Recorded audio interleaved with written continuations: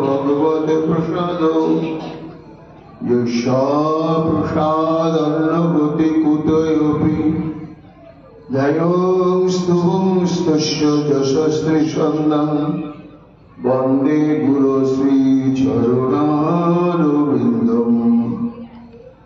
गौरकृपा घनीभूतं प्रभु श्रीहरिनन्दनं मम जीवन सर्वस्व भक्त्यानौमि पुनः पुनः राधा कृपामयं वपुः श्रीगुरुदिनतारकं प्रभो श्री गौरगोपालं भक्त्यानौमि पुनः पुनः अजानुलम्बितभुजो कनकावदातो संकीर्तनैकपितरो कमलायताक्षौ विश्वाम्भरो द्विजवरो जुगधर्मपालो वन्दे जगत्प्रियकरो करुणावतारो आनन्दलीलामय विग्रहाय हेमावतीर्वचविसुन्दराय तस्मै महाप्रेमरसप्रदाय चैतन्यचन्द्राय नमो नमस्ते निरानन्दमिदं सद्भव प्रेमानन्दस्मृतिकृतं येन तं सततं वन्दे नित्यानन्दं जगद्गुरु श्रीअद्वैत नमस्तुभ्यं कलिजन कृपानिधे गौर प्रेम प्रदानाय श्री सीतापतये नमः लादिस्वरूपाय गौरांग सुहृदाय च भक्तशक्ति प्रदानाय गदाधर नमस्कृते प्रणमामि शिवसंतमातं पंडितं मुदा श्रीगौरंग कृपापात्रं कीर्तनानन्दमानसं गौर प्रेम प्रदायैव सर्वत्र समदर्शिने नारायण सुताय च श्रीमन्नरहरये नमः बर्हापीडविरामं मृगमदतिलकं कुण्डलाक्रान्तगण्डं कन्याक्षं कम्बुकण्ठं स्मितशुभमुखं साधरन्यस्तवेनं श्यामं शान्तं दिभङ्गं रविकरं वसनभूषितं वैजयन्त्यां वन्दे वृन्दावनस्थयुवतिशतप्रीतं ब्रह्मगोपालवेशम् नमो नलिननेत्राय वेणुवाद्यविनोदिने राधाधरसुधापानं शालिने वनमालिने हे कृष्ण करुणा सिंधु दीनबन्धु जगत्पते गोपेश गोपिका कांत राधा कांत नमस्ते मुखं करोति वाचालं पंगुं लङ्घयते गिरिं यत्कृपातमहं वन्दे परमानन्दमाधवम् तप्तो कांचन गौरांगी राधे वृंदावनेश्वरी वृषभानुसुते देवी तां नमामि हरिप्रिये महाभावस्वरूपातं कृष्णप्रिया हरिश्री प्रेमभक्तिप्रदे देवी राधिकां नमामः वन्दे नन्दव्रजस्त्रीणां अदोरेणो अभिनश यशां गुरी कथादिगीतं पुनाति भुवनत्रयम् आचतुर्वदन ब्रह्मादिबाहुरपरो हरि अभालोचन शम्भुर् भगवान् मधुरायणि यां प्रभयन्तमनुवेदमवेदकृतं दैवायन विरह कातरयजुहावो पुत्रिति तन्मयातयतर्वयोभिनेदुस्तं सर्वभूतहृदयमणिमानतस्मि तमादिदेवं करुणानिधानं तमालवर्णं सीतावतारम् अपारो संसार समुद्र सेतुं भजामहे श्रीभागवत स्वरूपम् वंशाकल्पतरुभ्यश्च कृपा सिन्धुभ्येव च पतितानां पावनेभ्यो वैष्णवेभ्यो नमो नमो जय रूप सनातन भट्ट रघुनाथ श्रीजीव गोपाल भट्टदास रघुनाथ भक्ति भरे बंदी छाय गोसाईर चरण जहाँ हईते विघ्न नाशे अभीष्ट पूरण जय गौर भक्तवृंद गौर जদের प्राण सबे मिले देह मोरे निताय गौर भक्ति दान निताय गौर हरि बोल निताय गौर हरि बोल निताय गौर हरि बोल जय जय निताय गौर हरि हरि बोल राधे राधे राधे जय जय श्री राधे राधे प्राण राधे राधे राधे राधे श्री राधे राधे राधे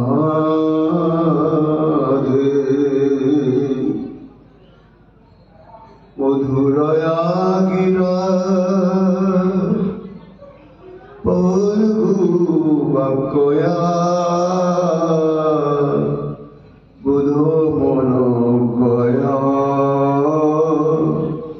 पुष्परेक्षण विधि करिमा वीर मुच्यति राधर सिधुना आययासन सर्ववेदांत सारपुराण चक्रवर्ती इतिचक्ष कलापुंस कृष्णस्तु भगवान स्वयं সেই পরমেশ্বর শ্রী গোবিন্দে প্রাণময় মূর্তি শ্রী শ্রীমদ ভাগবত মহাপুরাণে দশম স্কন্ধে 31তম অধ্যায়ে অষ্টম সংখ্যক শ্লোকে কৃষ্ণ বিরহ বিধুরা গোপিকা বৃন্দ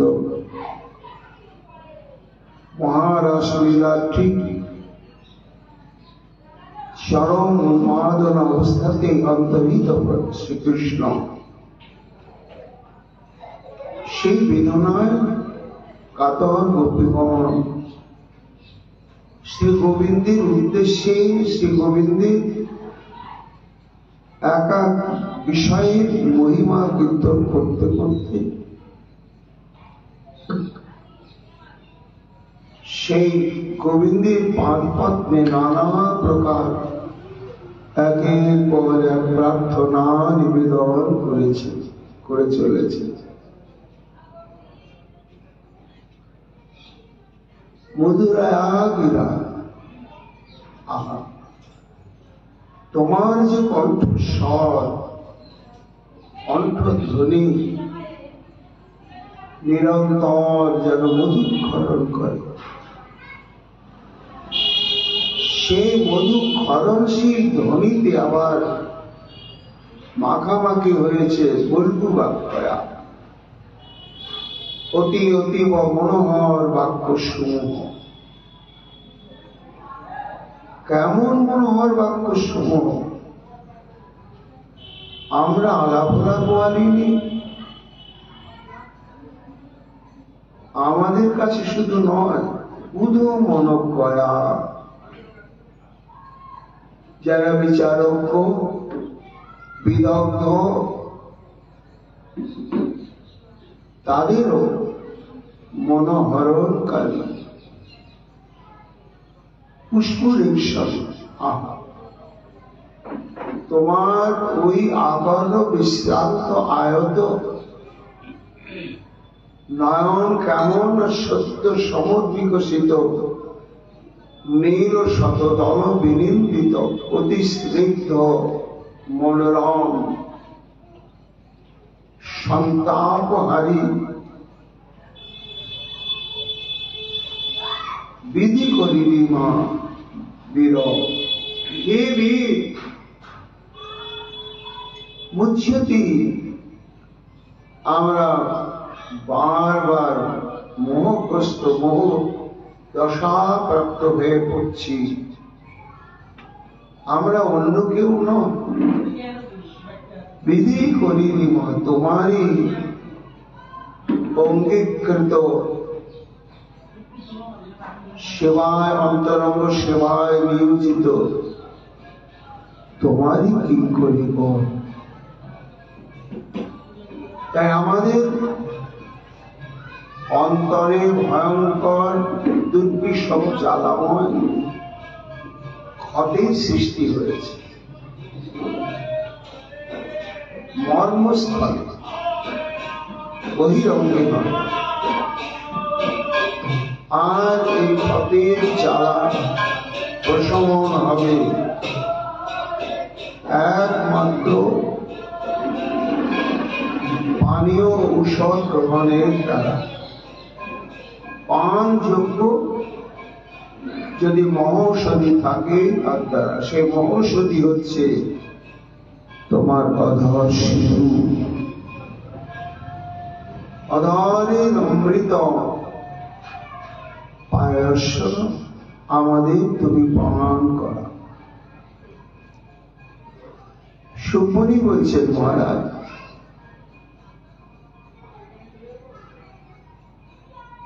প্রত্যক্ষ ভাবে গোপীগণ ক্রন্দন করতে করতে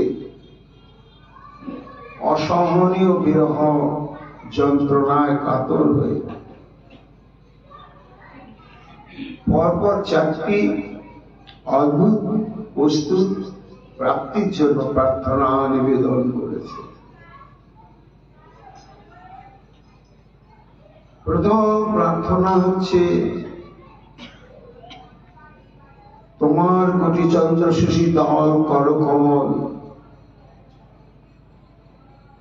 আশীর্বাদের ন্যায় আমাদের মস্তকে প্রদান করো, যেন তোমার আশীর্বাদে আর সর্বোপরি উদ্ধঙ্গ মস্তকে তোমার কোটি চন্দ্র সুশীতল করকমল পরশের মহিমাতে আজ যেন কখনো এমন বিরহ আমাদের জীবনে ফিরে না আসে। তাই তোমার ওই শীতল করকমল আমাদের মস্তকের উপরে তুমি স্থাপন করো, এটাই আমাদের ঐকান্তিক প্রার্থনা। তার পরবর্তী শ্লোকে আবার বললেন চারু দর্শয়, তোমার যে অদ্ভুত সর্বেন্দ্রীয় আহ্লাদক নয়ন মন রসায়নকারী অসমর্থ মাধুর্য বর্ণিত যে রূপ, সেই রূপ একটিবার শুধু দর্শন করা।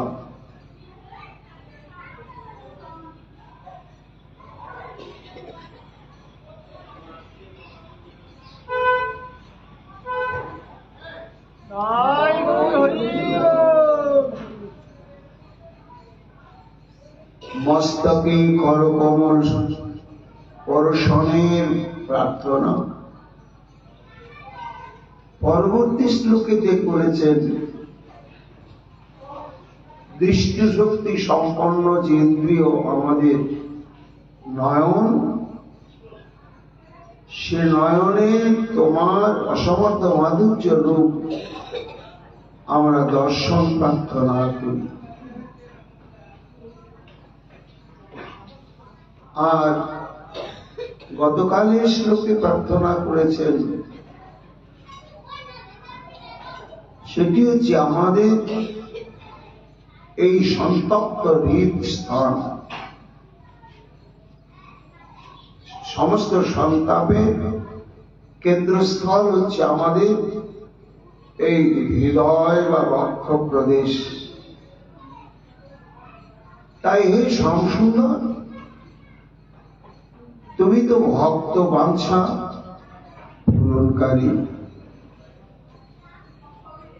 তাই তোমার কাছে আমাদের সম্মিলিত প্রার্থনা, তোমার ওই চরণ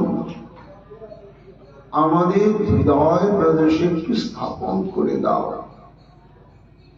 এটাই প্রার্থনা।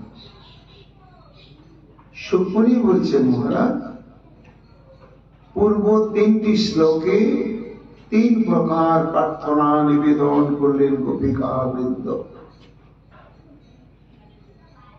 আর বর্তমান যে শ্লোক, সেই শ্লোকেতে প্রার্থনা করছেন শ্রী গোবিন্দের অধর সুধা পান করানোর জন্য। কেন না, পূর্বের তিনটি প্রার্থনা হচ্ছে বাহ্যেন্দ্রিয় স্পর্শজাত প্রার্থনা, নয়নের দ্বারা দৃষ্টিশক্তি স্পর্শ তোমার রূপ, করকমলের পরশনে মস্তক, চরণ পদ্মেই পরশনে আমাদের হৃদয় প্রদেশ। এইবার সুখমণি বলছেন মহারাজ, এই অষ্টম সংখ্যক শ্লোকে চতুর্থ প্রার্থনা করছেন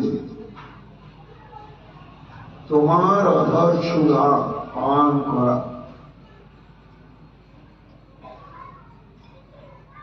গোপীগণের এই প্রার্থনা শ্রবণ করে যেন গোবিন্দ বলছেন, কি হলো তোমাদের, এত কান্নাকাটি করছো আর আমার এই অধর রস পান করবার জন্য প্রার্থনা জানাচ্ছ, কারণ কারণ হচ্ছে একের পর এক ঘটনাকে কেন্দ্র করে আমাদের অন্তরে বিবৃতিমান তৃষ্ণা। নিতাই গৌর হরি বল, নিতাই গৌর হরি বল, নিতাই গৌর, জয় মহাপ্রভু, জয় নিতাই।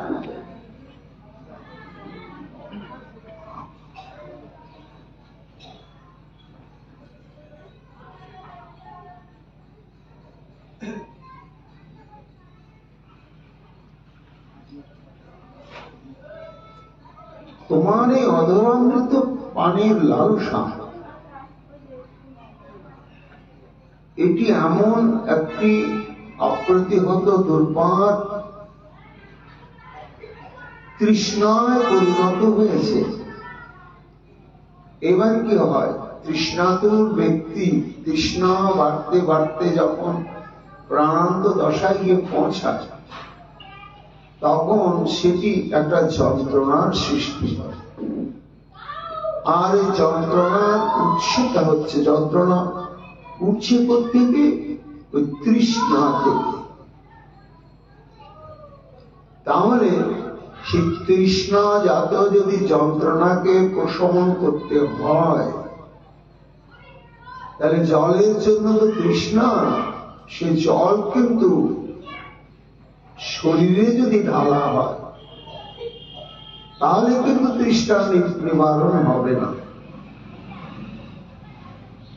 তৃষ্ণাতুর ব্যক্তিকে যদি সুস্নিগ্ধ শীতল জলের মধ্যে ডুবিয়ে রাখা যায় তবুও কিন্তু তার তৃষ্ণা প্রশমন হবে না।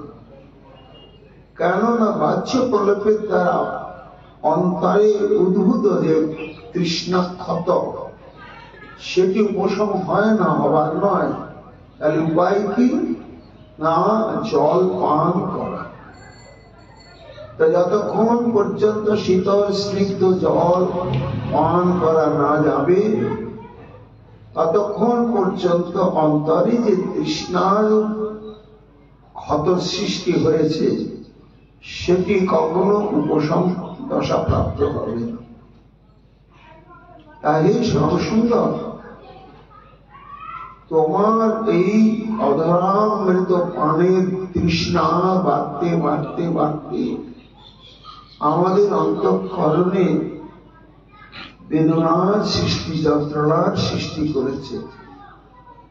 আর এই যন্ত্রণার উৎসই হচ্ছে অধরামৃত পান তৃষ্ণা, এটাই ক্ষত। এবং এই তৃষ্ণাতে আমরা কেমন ভাবে কাতর হয়েছি জানো না? মুচ্ছতি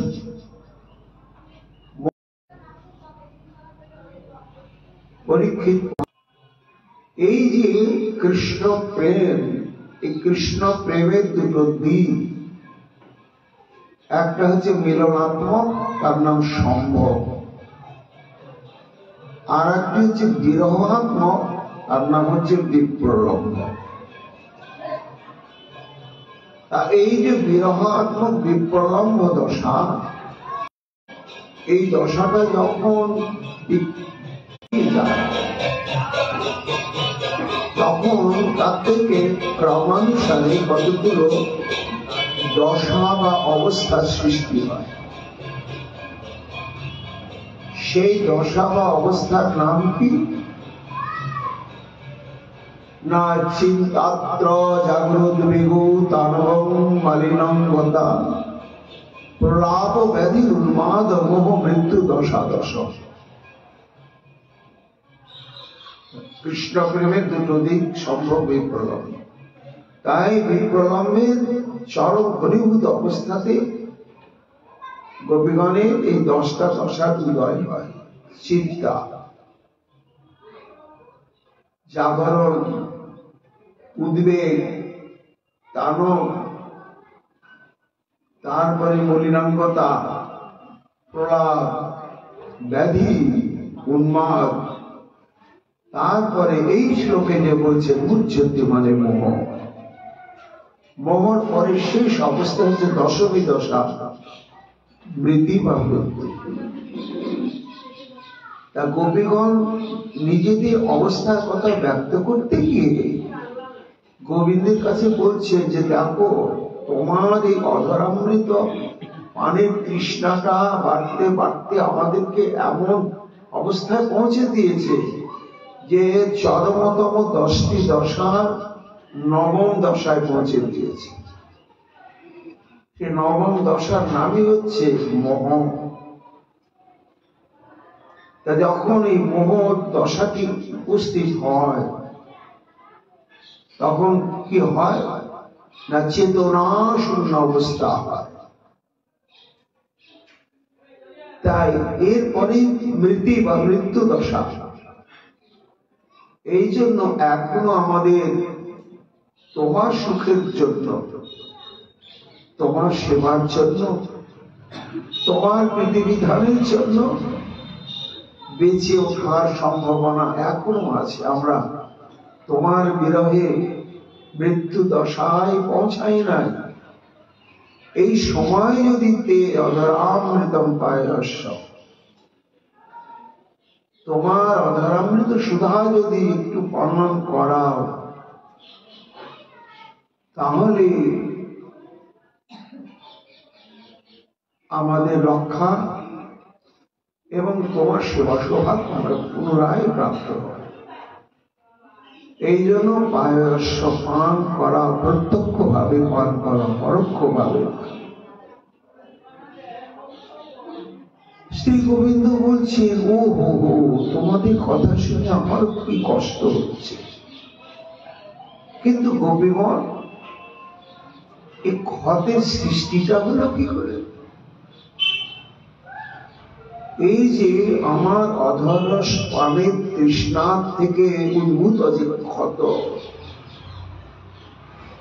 তা এই অধরামৃত পানের তৃষ্ণাটা জাগার কারণ কি? কারণ একটা নয়, অনেকগুলো কারণ।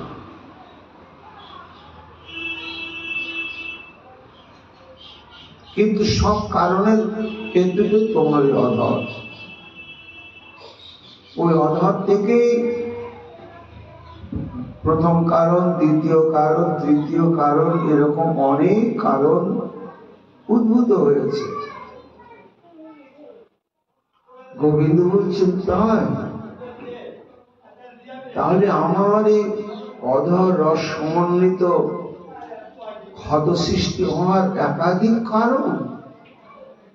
গোপীগণ একটু বলতে পারবে সে কারণগুলো কি? প্রথম বলি, শোনো শ্যামসুন্দর, তোমার যে অধর রস আছে, সেই রসটা কি অলৌকিক বলে বোঝানো যাবে না।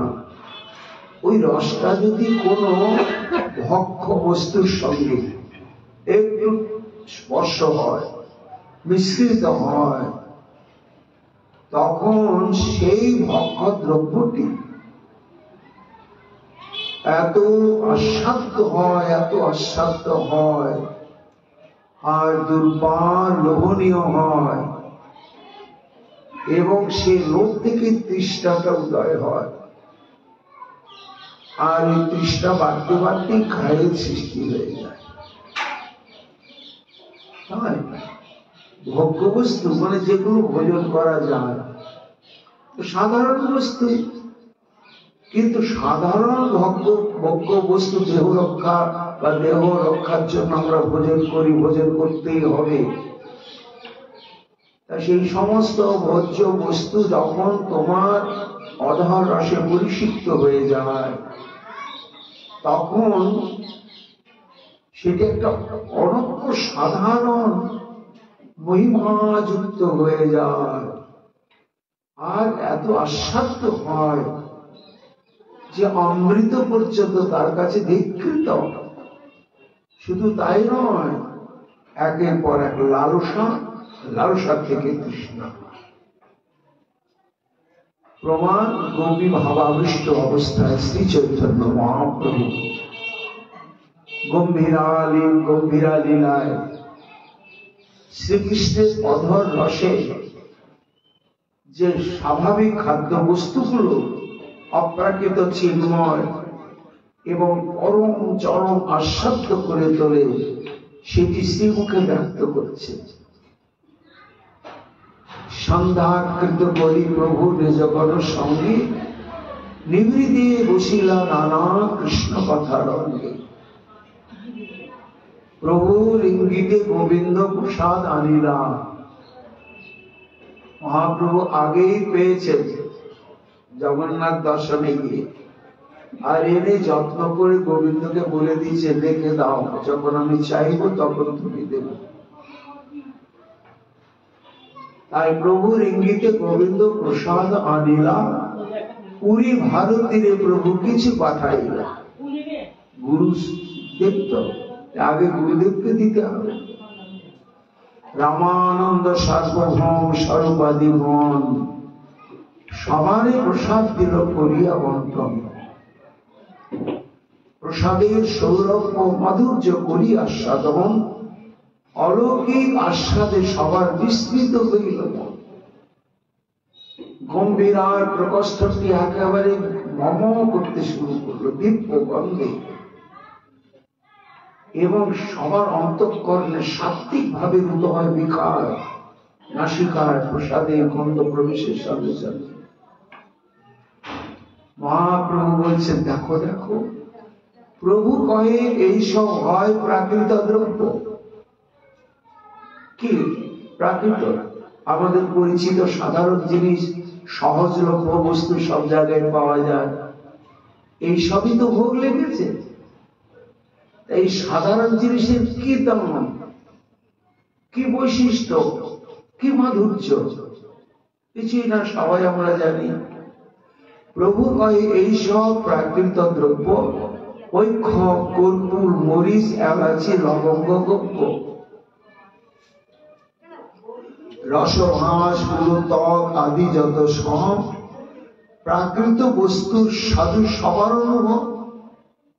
দারুচিনি কেমন লাগে সবাই আমরা জানি, এটা প্রাকৃত বস্তু। কিন্তু এই সমস্ত দ্রব্য দ্বারা প্রস্তুত করা হয়েছে যে নৈবেদ্য, সেটি যখন নিবেদন করা হয়েছে গোবিন্দে, এই সব দ্রব্যে এত স্বাদ গন্ধ লোকাতি, আস্বাদ করিয়া দেখো সবারও প্রতি। তোমরা তো শর্করা, গুড়োত্তক, ক্ষীর, মন্ডা, মিঠাই ইত্যাদি সাধারণভাবে তো অনুভব প্রত্যেকেরই রয়েছে। সেই বস্তুটি শ্রী জগন্নাথ দেবে নিবেদিত হওয়ার পরে এসেছে, দেখো তার স্বাদ এবং গন্ধ লোকাতি। আস্বাদ দূরে রহু যার গন্ধে মাতে মন, আপনা বিনা অন্য মাধুর্য করায় বিস্মরণ। তাতে এই দ্রব্যে কৃষ্ণাধর স্পর্শ হইল, অধরের গুণ সব ইহা সঞ্চারিত। এই যে গোপীগণ বলছেন গোবিন্দকে, সাধারণ খাদ্য দ্রব্যই যখন তোমার অধর রস মিশ্রণ প্রাপ্ত হয়, তখনই অসাধারণ হয়ে যায়। অলৌকিক সাধুগন্ধ অন্য বিস্মরণ, মহামাদক হয় কৃষ্ণ অধরের গুণ। অনেক স্বীকৃতি ইহা হইয়াছে সম্প্রাপ্তি, সবে ইহা আস্বাদ কর করি মহাভক্তি। হরিধ্বনি সবে করিল আস্বাদন, আস্বাদিতে প্রেমের মধ্য হইল সবার। এই যে গোপীগণ বলছেন যে তোমার অধর রসটা কি অদ্ভুত মহিমা, ও সাধারণ বস্তু যখনই অধর রসে পরিষিক্ত হয়ে গেল, উচ্ছিষ্ট হয়ে গেল, তখনই মহাশক্তিশালী হয়ে গেল। এটা হচ্ছে সাধারণ প্রাকৃত ভোজ্য দ্রব্যের ক্ষেত্রে প্রথম কারণ। এইবার ওই অধরামৃত আস্বাদন করার পরেই কি হয়, তৃপ্তি আসে না, মনে হয় যে তৃপ্ত হয়ে যাব না, তখন তৃষ্ণা বাড়েও অনিবার। উত্তর উত্তর ওই অধরামৃত আস্বাদন করবার জন্য তৃষ্ণাটা এমন ভাবে বাড়তে বাড়তে বাড়তে সেসব ক্ষতের সৃষ্টি হয়ে যায়। তাহলে একটা সাধারণ দ্রব্যের সঙ্গে মিশ্রিত হলে তোমার অধর রস কি হয়, এ একটা কারণ। দ্বিতীয় কারণ হচ্ছে যে মানুষের তো বাক শক্তি রয়েছে, সে বাক শক্তিটা শ্রবণযোগ্য হয় স্বরের দ্বারা। এই জন্য মানুষের কণ্ঠে আছে কণ্ঠস্বর। হ্যাঁ, কারো কণ্ঠস্বর খুব মিষ্টি হয়, কর্কশ হয়, সাধারণ হয়, এমন কণ্ঠস্বর আহা কি মধুর, কি মধুর। এটা প্রাকৃত জগতের বিচার। কিন্তু হে সব সুন্দর, তোমার যে কণ্ঠস্বর, সে কণ্ঠস্বরটা যখন বেরোয় তখন ওই অধরের রসটা তার সঙ্গে মেখে যায়। মেখে যাওয়ার সঙ্গে সঙ্গে ওই কণ্ঠস্বরটা ওই তোমার অধরামৃত উচ্ছিষ্টের ন্যায় ওই কণ্ঠস্বরটাও এত সুমিষ্ট হয়ে যায়, তখন মনে হয় কোটি কোটি কোটি কোটি কর্ণ যদি পেতাম, তাহলে তোমার ওই সর্বাধুর্য হয়তো আস্বাদন কিছু করা যেত। কণ্ঠস্বরে এত মাধুর্য বক্তার কারণ কি? না ওই তোমার অধর রস থেকে পরিষিক্ত হয়ে বেরোচ্ছে? তো ওটা কণ্ঠস্বরের মহিমা নয়, তোমার ওই অধর রসের দ্বারা পরিষিক্ত হয়েছে তারই মহিমা। এমন অদ্ভুত নদজ্জলদ নিঃসন শ্রবণাগশি সিঞ্জিত স্বনর্ম রসসূচক অক্ষর পদার্থ ভঙ্গুরুক্তিক রমাদি কবরাঙ্গন হৃদয় হরিবংশী কল সমে মদন মোহন সখী তনতি কর্ণস্পৃহা। গোবিন্দ যেন বলছেন, ও তাহলে আমার কণ্ঠস্বর এত মিষ্টি, এত মধুর তোমাদের কাছে, তাতে তো কর্ণের তৃষ্ণা বাড়া হচ্ছে, জিহ্বার তৃষ্ণা বাড়ছে কেন? তো এটাই অলৌকিক ঘটনা। কারণটা হচ্ছে এই যে কণ্ঠস্বরের সঙ্গে তোমার অধরস্থিত রসটা মেখে যাচ্ছে। তো মেখে যাওয়ার জন্য ধ্বনি রূপে কর্ণে আসছে ঠিকই, কিন্তু কর্ণের তৃষ্ণার সঙ্গে সঙ্গে যেহেতু অধরামৃত মাখা ধ্বনি, ওই জন্য তোমার অধর সুধা পান করবার জন্য তৃষ্ণাটা চরম অবস্থায়, তনতি কর্ণস্পৃহা। একেবারে এমন বাড়তে বাড়তে বাড়তে বাড়তে ক্ষতের সৃষ্টি করে, তখন আর শ্রবণ নয়, কণ্ঠের গম্ভীর ধ্বনি নবঘন ধ্বনি যিনি, যার গুণে কোকিল রাজায়, তার এক শ্রুতি কণে ডোবে জগতের কানে, কোন কান বাহুরি না যায়। কহ সখী কি করি উপায়, ধ্বনি মাধুর্য শ্রবণে তৃষ্ণা দুরাশি মুদের আধান আক্ষেপ করছেন। কৃষ্ণের যে শব্দ গুণে হরিলে আমার কানে, এবে না পায় তৃষ্ণায় মরি যায়। দ্বিতীয় কারণ হচ্ছে এটাই, প্রথম তো উচ্ছিষ্ট, দ্বিতীয় হচ্ছে তোমার কণ্ঠ নিঃসৃত ধ্বনি, সেটি অধর রস মেখে বেরোনোর জন্য কর্ণের তৃষ্ণার সঙ্গে সঙ্গে যেহেতু অধর রস মাখা আছে, শেষে গিয়ে ওই তৃষ্ণাটা আমাদের অধরামৃত পানেরই তৃষ্ণাতে পরিণত হয়ে কি ক্ষতের সৃষ্টি করে। এই দুটি কারণে ক্ষত হয়েছে। আর তৃতীয় কারণ, আমাদের এই হৃদয়ের মধ্যে ক্ষতের সৃষ্টি হয়েছে কি জানো না? কণ্ঠস্বর তো নয়, মানুষের কণ্ঠস্বর যত সুন্দর হোক, সে যদি গান একটু না করে বা কথা যদি না বলে, তাহলে তার সাথে হবে না। আবার কথা বললেও হবে না। কথা কি এমন হওয়া চাই যার অর্থ থাকবে, যার মধ্যে রস থাকবে, যার মধ্যে মাধুর্য থাকবে। তো একে মিষ্টি কণ্ঠ, তাতে মাধুর্য মণ্ডিত বাক্য, তখন সেটি একেবারে কর্ণ রসায়ন হয়ে যায়। তোমার যে শুধু কণ্ঠস্বর তা নয়, ওই সুমিষ্ট কণ্ঠস্বর থেকে কেন্দ্র করে যখন তুমি কথা বলো, শব্দ উচ্চারণ করো, তখন সেই শব্দটা, সেই শব্দগুলো তোমার অধরস্থ কিন্তু বলতে হয়।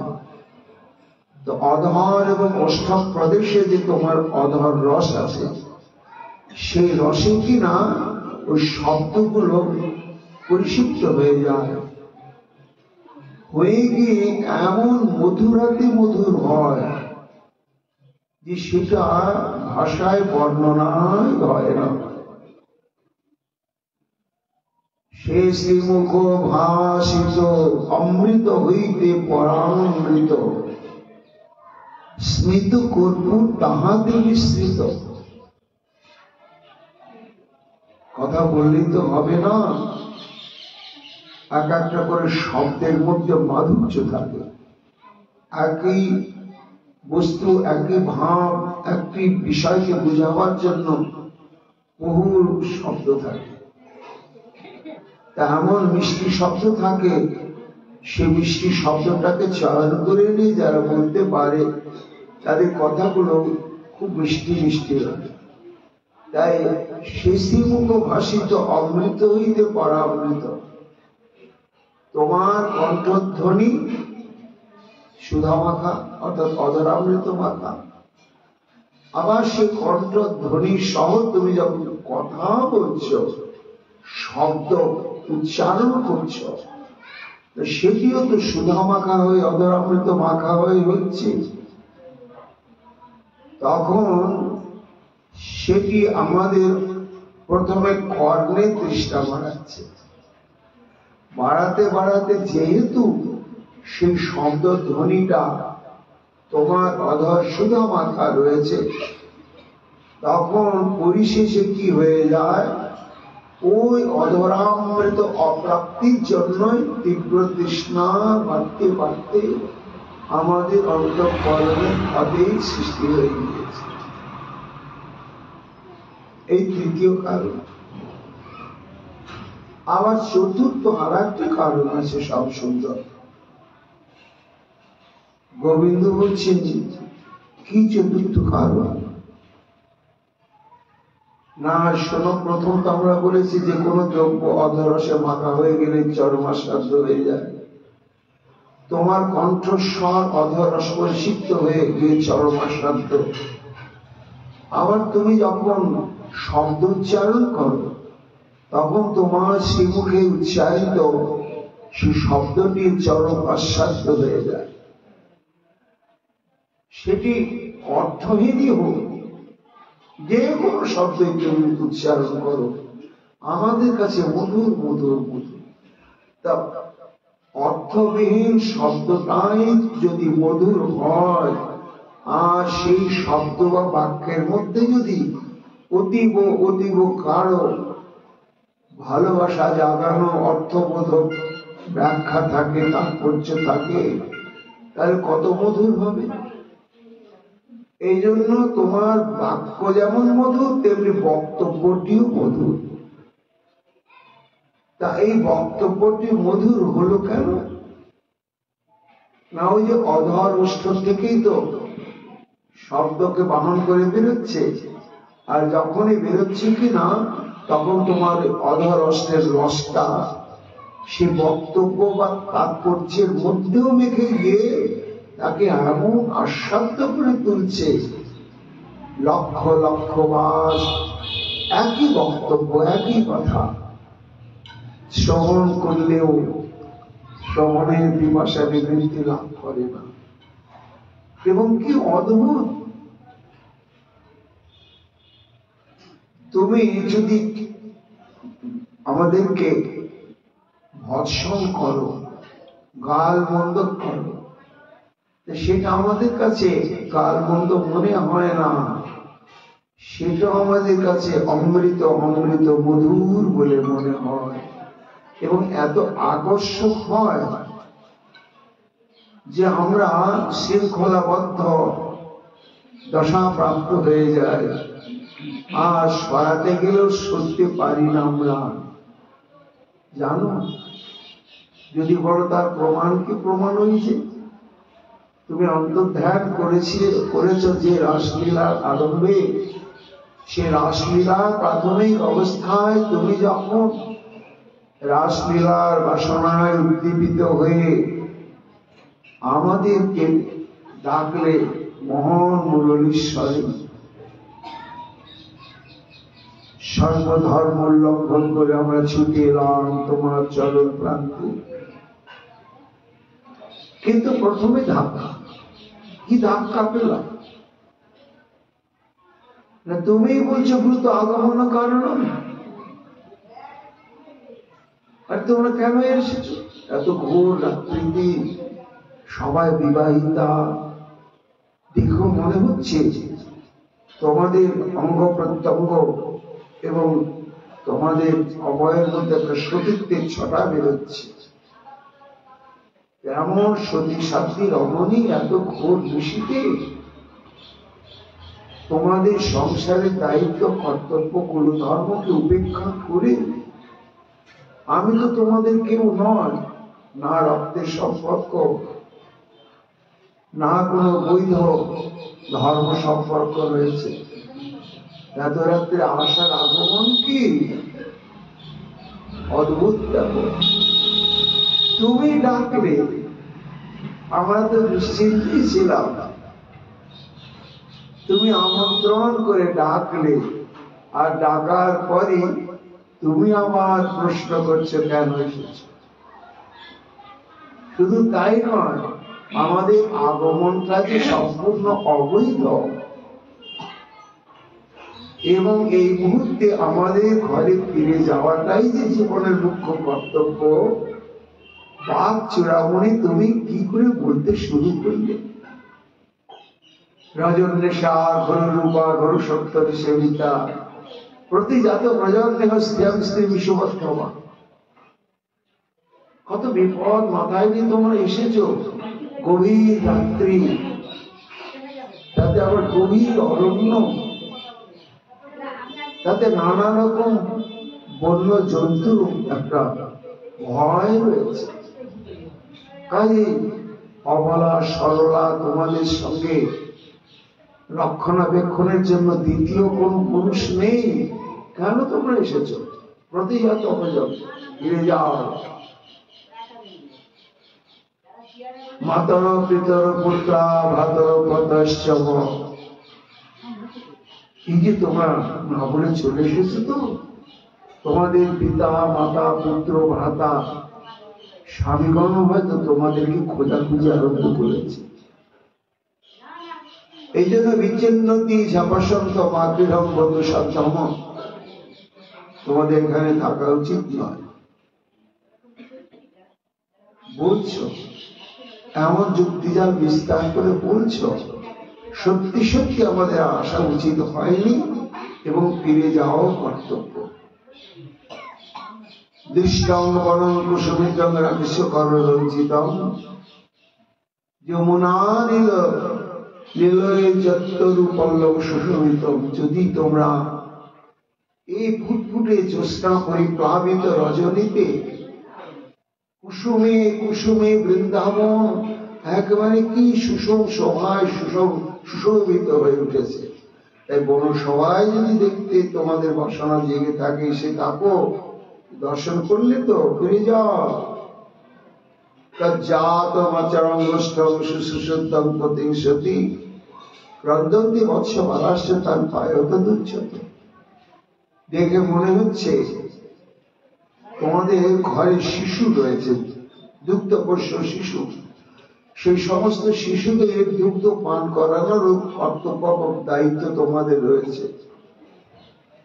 এতক্ষণ তারা কান্নাকাটি আরম্ভ করে দিয়েছে, ফিরে যাও, এই সব সুন্দর। এইভাবে তুমি তো আমাদের উপেক্ষা ভঙ্গিময় বাণী যখন বলছো, আর এমন যুক্তিজাল বিস্তার করে বলছো, সত্যি ফিরে যাওয়া কর্তব্য, কিন্তু কে ফিরবে? তুমি যেতে বলছো না থাকতে বলছো, ওটা বিচার নয়। তোমার যে বাক্যামৃত বদন থেকে উচ্চারিত হয়ে আমাদের কর্ণে প্রবেশ করছে, সেটা থাকতেই বলা কি যেতে বলা, সেটা বিচারটা আমাদের নাই। ওই অমৃত পান করতে করতে করতে করতে তখন মনে হচ্ছে কোথায় যাব। ওর উপদেশটাই যদি শিরোধার্য করে আবার ফিরে যায়, তাহলে অমৃত পান থেকে চিরকালের জন্য বঞ্চিত হতে হবে। কাজে উনি গ্রহণ করুন বা না করুন, আমাদের বাসনা পূরণ করুন বা ওর বাসনা পূরণ করুন বা না করুন, আমরা এখানে দাঁড়িয়ে থাকবো আর এই অমৃত নিন্দিত বাক্যামৃত পান করতেই থাকবো, পান করতেই থাকবো। তোমার ওই কণ্ঠ নিঃসৃত গভীর তাৎপর্যপূর্ণ বাক্যামৃতই যেন আমাদের শ্লোহ শৃঙ্খলের মতন বেঁধে রাখলো, যেতে পারছিলাম না। তখনই বাসনা যাচ্ছিল অন্তরে তীব্র লালসা। বারবার শ্রবণ করছিলাম শ্রবণে, কিন্তু যেহেতু ওই শ্রুতি মধুরতার কারণই হচ্ছে তোমার অধর রসের স্পর্শন, ওই জন্য সমস্ত তৃষ্ণাগুলোই শেষে গিয়ে একটা তৃষ্ণায় পরিণত হচ্ছে। সেই তৃষ্ণাই হচ্ছে অধর সুধা মানে তৃষ্ণা। এই জন্য শ্যামসুন্দর যদি বলো ছি ছি ছি ছি কি করে আবদার করছো, এই বড় তুচ্ছ বস্তু, এই সম্পর্ক না থাকলে, সম্বন্ধ না থাকলে আবার সম্বন্ধটা ওই রকমই হতে হবে। অধর সুধা পানের মতো বা অধর সুধা প্রদানের মতো সম্বন্ধ হতে হবে।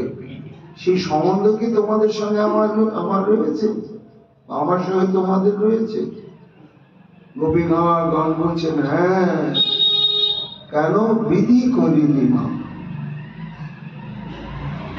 আমরা তোমার চরণে চিরকালের জন্য আমরা কিঙ্করি দাসী। কেমন কিঙ্করি? না, দাসত্বের আবার বিচার আছে। দাস্য ভক্তির দাসত্ব, সখ্য ভক্তির দাসত্ব, বাৎসল্য ভক্তির দাসত্ব, আবার শৃঙ্গার বা মধুর রসের দাসত্ব। আমরা কোন দাসী? না, দাস্য রসের যে দাসত্ব সেই দাসী নয়, সখ্য রসের দাসত্ব সেই দাসী নয়, বাৎসল্যের নয়। আমরা হলাম মধুর রসাশ্রিত দাসী, তোমার কিঙ্করি। এই জন্য তোমার অধরামৃতে আমাদের অধিকার চিরকালের জন্যই আছে। আমরা সেটি গ্রহণ করতে পারি, তুমি ভালোভাবেই জানে। এই জন্য পায়স্বর্ণ অধর শুধু না। গোবিন্দ বলছেন বাবা, আমার এই অধর সুধাকে কেন্দ্র করে তোমরা কত কি চিন্তা ভাবনা করে রেখেছ, আমি তো ভাবতেই পারি না। কিন্তু গোপীগণ, এই সমস্ত যে বলছো আমার অধরের মহিমার কথা, এটা তোমরা আমাকে অত্যন্ত ভালোবাসো, বুঝলে? তো যাকে প্রাণ দিয়ে ভালোবাসা যায় তাকে নিয়ে একটু বাড়িয়ে বাড়িয়ে না বললে মুখটা ভরে না। এটা ভালোবাসার একটা ধর্ম। তাই আমার সম্বন্ধে তোমাদের এত প্রশংসা,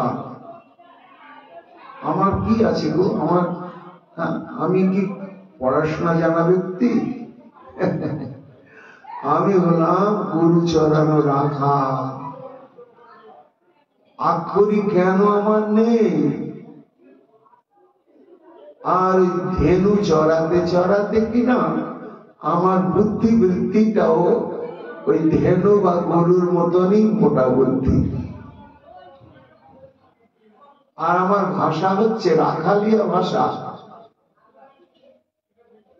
এই ভাষাকে নিয়ে তোমরা এত বাড়াবাড়ি ছড়াছড়ি করছো, একেবারে মোহগ্রস্ত দশায় পৌঁছে গিয়েছ। এর কারণটা তো আমি খুঁজেই পাচ্ছি না। গোপিকাগণ বলছেন হে প্রীতম, শুধু আমাদের বক্তব্য নয়, বুধ মনোজ্ঞয়া, যারা বুধ, বিদগ্ধ, বিচারজ্ঞ, তত্ত্বজ্ঞ এবং রসজ্ঞ,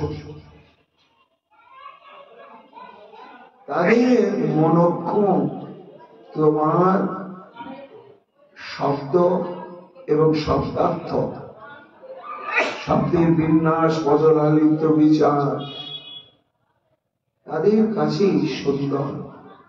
কেননা তুমি এমন ভাবে শব্দ বিন্যাস করে বাক্য বলো তার মধ্যে কোনো শ্রুতি কটুতা থাকে না, একই বক্তব্য।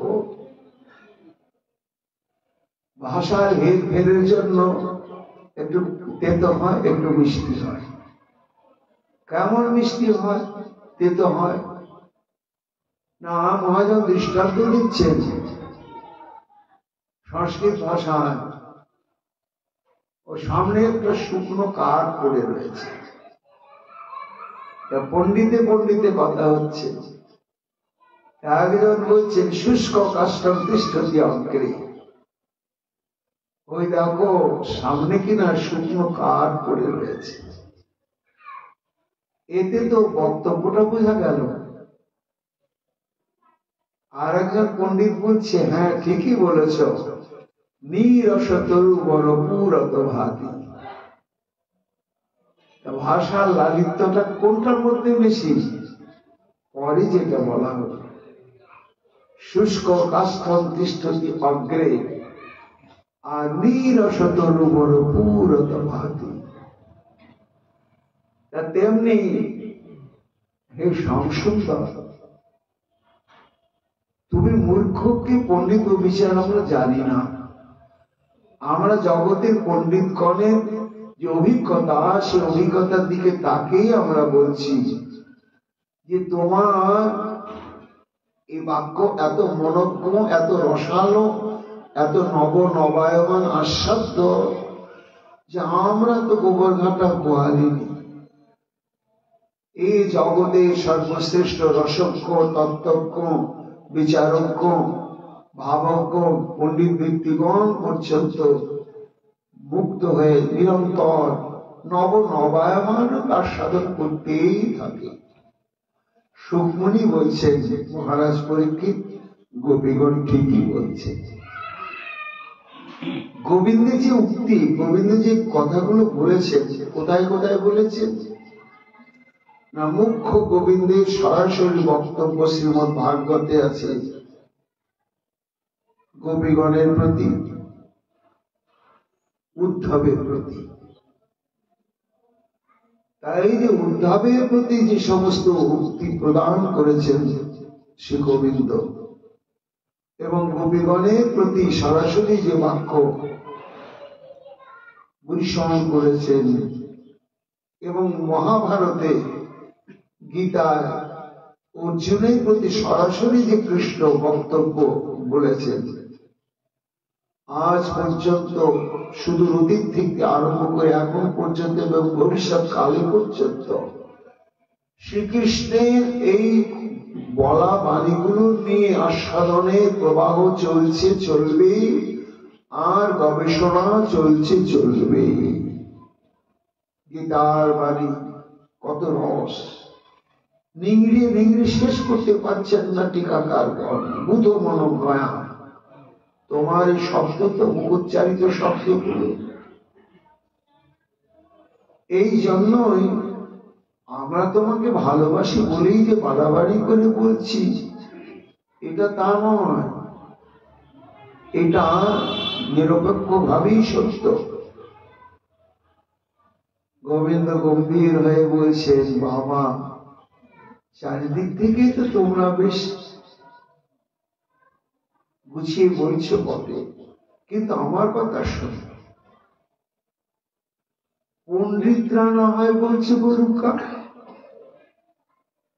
তা পণ্ডিতরা যদি বলুক তো তোমরা তা শুনতে যাবে কেন? কবিগণ বলছে বারে শুনবো না, শোনো। আমরা তো কান বন্ধ করিনি, আমাদের শ্রবণ শক্তিটা জন্মসূত্রেই পেয়েছি। তো চলতে ফিরতে যদি কোনো শব্দ হয় তো কানে তো সে প্রবেশ করবেই। শোনো শাম, প্রথম যখন শুনলাম তোমার কথা, শুনিয়া দেখিনি, তোমাকে দেখিনি, তোমার কথা শুনেছি। শোনার পরেই কিনা তোমাকে দেখার জন্য চিত্ত আমাদের এত ভয়ঙ্কর ব্যাকুল হয়ে গেল যে নয়নাক নীল কেউ বয়ানক হাস, কি করে যার নাম শুনলাম তাকে দেখা যাবে। ওমা যখন দেখে ফেললাম, হায় হায়, আর সতীত্ব রাখতে পারলাম না, জীবন যৌবন যা কিছু ধরে রাখতে পারলাম না, সব সঁপে দিলাম। কেন দিলাম না? তোমার ওই মধুর বাণী রস আস্বাদন করবার জন্য। তারপরে ভাবলাম, ইস, কিন্তু আমরা ভয়ঙ্কর ভুল করে ফেললাম। তাহলে শুনেই তোমাদের এই দশাটা হলো, আর শুনবো না, আর শুনবো না। এইভাবে যখন নিজেরা বিরত হওয়ার চেষ্টা করছিলাম, যতটুকু যা হবার হয়ে গেল, আর নয়, আর নয়, তখনই তো তোমার ওই চাটুকারের দল আমাদেরকে আবার নিবন্ত আগুনকে জ্বালিয়ে দিতে লাগলো। কানের কাছে তারা এমন ভাবে যুক্তি জাল বিস্তার করে বলতে লাগলে, কৃষ্ণের মধুর বাণী অমৃতের তরঙ্গিনী, তার স্পর্শ নাই যে শ্রবণে, কানা করি ছিদ্র সম জানি হোসে শ্রবণ, তার জন্ম হইল অকারণে। বুঝছে রে জগতের জীবন, তোমরা কর্ণ পেয়েছ, আর প্রাণ গোবিন্দের সঙ্গে একটু প্রেম করলে না, গোবিন্দের মুখনিসৃত বাণী শ্রবণ করলে না, শ্রবণ শক্তি পেও, ছি ছি ছি ছি, তোমাদের কর্ণ ছিদ্র করি নাই, মূল্যহীন, অচল, এবং জন্মটাই বৃথা। তোমার চাটুকা যারা, তারা এমন ভাবে এ অবলা সরলা গোয়াল পাড়াতে এসে গাইতে শুরু করলে, প্রচার করতে শুরু করলে, বলো তো সব, আর কি আমরা থামতে পারি? গোবিন্দ বলছেন, বারে বা, তোমার সতী নারী, তোমাদের ধৈর্য এবং ধৈর্যটাই তো মূল সম্পত্তি। বলুন, তোমরা কেন কান পাতবে আর শুনবে, সেটাকে গুরুত্ব দেবে কেন? গোপীগণ বলছেন, শোনো, তারা সাধারণ মানুষ নয় হে, তাদেরকে সবাই বলে সাধু, মহন্ত, বৈষ্ণব, বুঝলে? তাদের চরণ ধুলিনি কিন্তু কৃতার্থ হচ্ছে, এবং এই সংশোধন তুমিও তাদের প্রতি দুর্বল। জগৎ যাদেরকে প্রণাম করছে, যাদের উপদেশ অত্যন্ত শ্রদ্ধা ভক্তি বিশ্বাসের সঙ্গে গ্রহণ করছে, তো বলতো এই সমস্ত মহন্ত বৈষ্ণবগণের বাণীকে আমরা কি করে উপেক্ষা করতে পারি? এই কয়েকটি কারণেই তোমার অধর সুধার প্রতি আমাদের উত্তর উত্তর পিপাসা বৃদ্ধিপ্রাপ্ত হয়ে ক্ষতের সৃষ্টি হয়েছে। গোবিন্দ বলছেন, এতগুলো কারণে? আরে এতগুলো নয়, আরো একটা ভয়ঙ্কর কারণ আছে। সেটা কি কারণ? না, এই যে তোমার অধর রসসিক্ত বেণুধ্বনি, ওটা শুকনো বাঁশের কাঠি, কিন্তু তার এত রস এলো থেকে? ওই যে তোমার অধর রস পান করছে, পান করে আমাদেরকে পাগলিনী করবার জন্য, ঘর ছাড়াবার জন্য, আবার সেটি আমাদের কাছে পাঠিয়ে দিয়ে মোহগ্রস্ত করে ফেলছে। যে বা কইলে বেন কলধ্বনি একবার তাহা শুনি, জগন নারী চিত্ত আওলায়, নিবি বন্ধু পরে খুশি, বিনিমূল্যে হয় দাসী, বাউলি হইয়া কৃষ্ণ পাশে ধায়। একটা বাঁশির শব্দ, কণ্ঠ না হয় তোমার নিজস্ব বস্তু, কিন্তু বাইরের বস্তু তো একটা বাঁশি। সেই বাঁশিটা যখন তোমার অধর রসসিক্ত হয়ে গেল, কত বড় সে শক্তি ধারণ করলে। আরে আমরা কোন ছাড়, আমরা আলামালা গোবরঘাটা গোয়ালি, যে মা লক্ষ্মী ঠাকুরানী দেহ সে কাকরি শুনি, কৃষ্ণ পাশে আইসে প্রত্যাশা। এসব